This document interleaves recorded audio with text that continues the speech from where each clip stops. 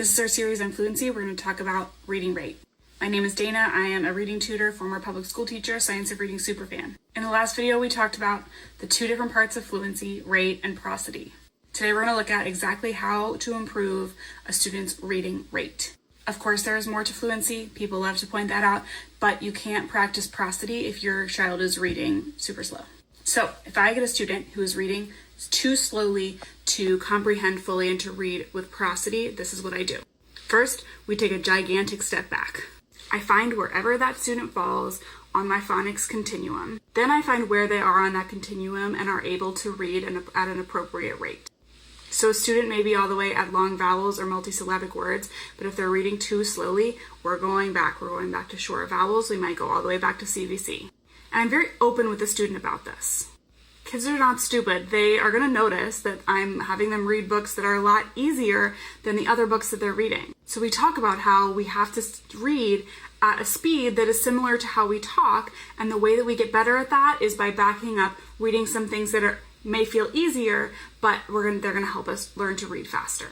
So we go back and we start with an Orton-Gillingham 3-part drill, looking to build automaticity of recognizing the sounds and automaticity in blending. Anytime the student has to pause to think about what sound a letter makes is time wasted.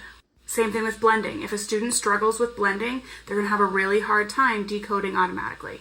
Next, I'm pulling out Automaticity Bootcamp. We start with decoding and blending, and I enforce that they are reading sound, sound, sound, word.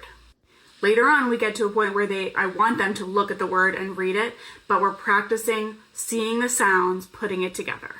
Once we're confident up here, we're moving down to rapid naming. Each rapid naming grid has only 5 or 6 words that are repeated in each row. We're building automaticity using these sounds in words. Next, we're putting those same words into some sentences. We're adding context in each step.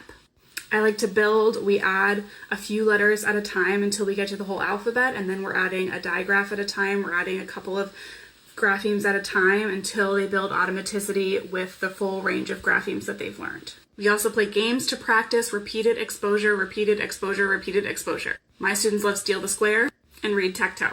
Both of these allow for repeated reading of words using specific phonics features. Problems with reading rate are not a fluency problem, they are a decoding problem. So backing up and practicing decoding skills is going to help your student get to a rate of reading that's going to be more conducive to practicing prosody and expression. Drop your fluency questions below and follow along for the rest of the fluency series.